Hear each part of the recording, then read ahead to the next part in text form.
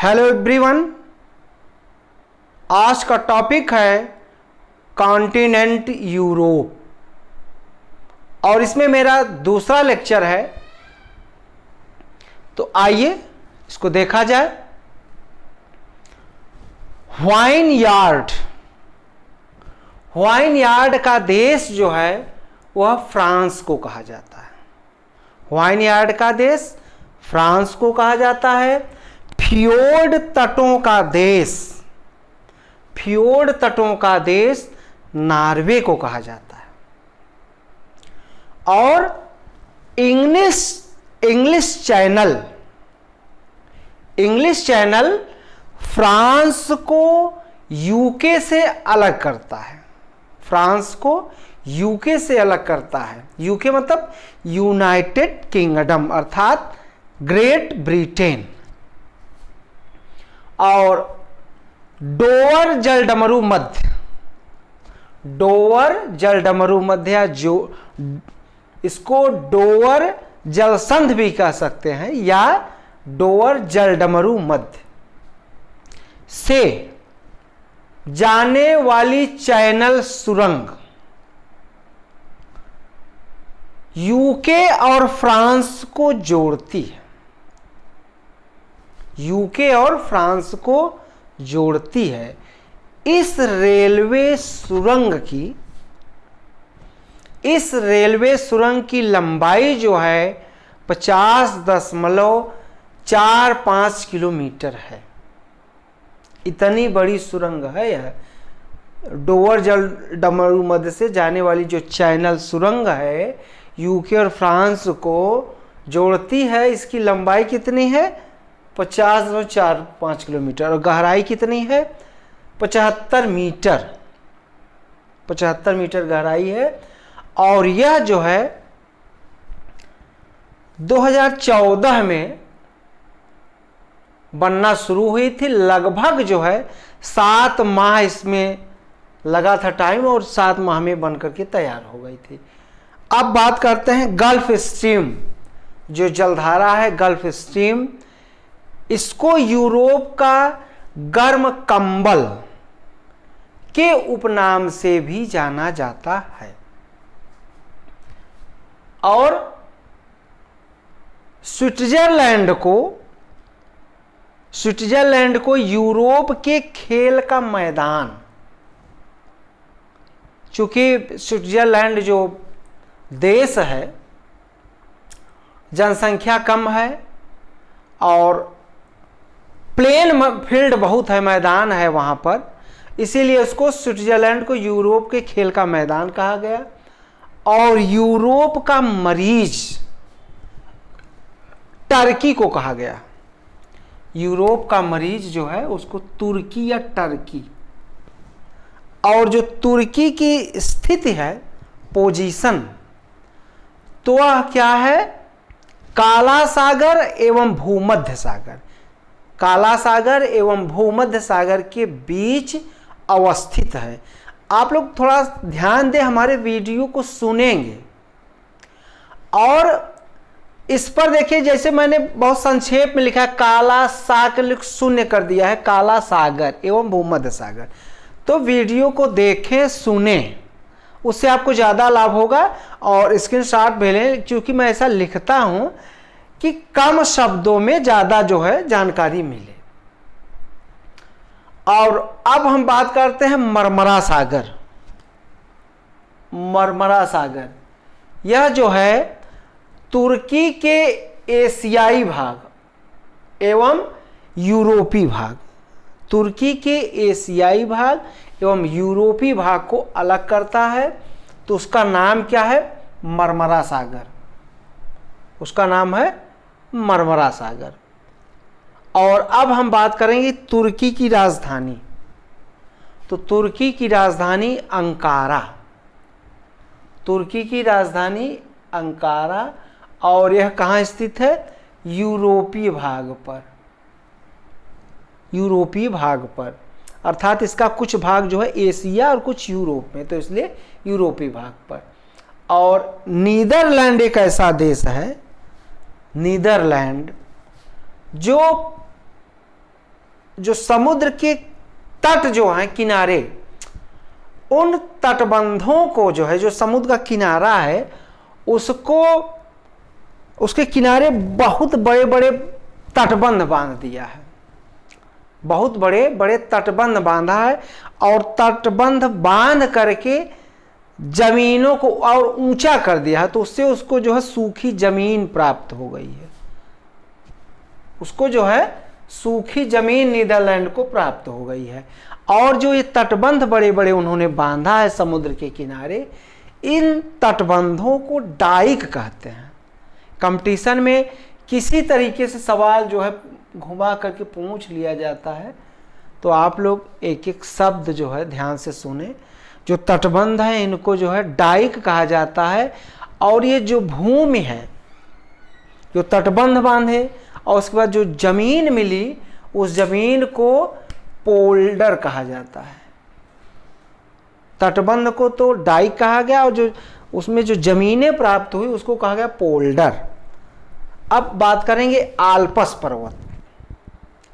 Alps पर्वत का सर्वाधिक विस्तार जो है वह है फ्रांस में, नहीं, आल्प्स पर्वत का सर्वाधिक विस्तार कहाँ है? स्विट्जरलैंड में। ध्यान दें आप लोग, आल्प्स पर्वत का सर्वाधिक विस्तार कहाँ है? स्विट्जरलैंड में है। और स्विट्जरलैंड और इटली के बीच, स्विट्जरलैंड और इटली के बीच ग्रेट सेंट बर्नाई, ग्रेट सेंट बर्नाई दर्रा है। किसके बीच है? स्विट्जरलैंड और इटली के बीच। और इसको क्या नाम दिया गया? ग्रेट सेंट बर्नाई दर्रा।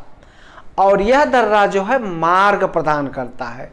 दर्रे का मतलब ये होता है कि एक पहाड़ इधर और एक पहाड़ इधर, लगभग 5 फीट की जो है उनको जो है जगह मिल जाती है। जैसे एक पहाड़ यहाँ है और एक पहाड़ यहाँ, तो लगभग 5 फीट की दूरी जो जगह बचती है, इसी को दर्रा कहा जाता है। और इन्हीं दर्रों से, ऐसे जैसे भारत में कराकोरम दर्रा, जोजिला दर्रा, तो इन तमाम दर्रों से जो है भारत पर जो है पश्चिम की तरफ से आक्रमण हुए हैं। और इसी तरह के हम ज्योग्राफी में जब देखेंगे तो स्विट्जरलैंड और इटली के बीच ग्रेट सेंट बर्नाई दर्रा जो मार्ग प्रदान करता है। और इसी तरीके ऑस्ट्रिया और इटली के बीच, ऑस्ट्रिया और इटली के बीच ब्रेनर दर्रा है। कौन सा दर्रा है? ब्रेनर दर्रा। एक बार आप लोग इसका स्क्रीनशॉट ले लें। तो ऑस्ट्रिया एवं इटली के बीच ब्रेनर दर्रा है और यह दर्रा भी मार्ग प्रदान करता है, अर्थात रास्ता देता है।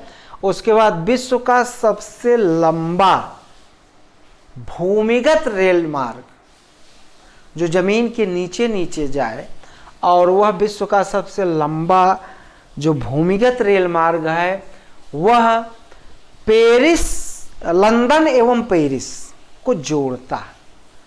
लंदन एवं पेरिस को जोड़ता है। लंदन टेम्स नदी के किनारे और फ्रांस जो है, पेरिस जो है सीन नदी के किनारे, न्यूयॉर्क हाडसन नदी के किनारे।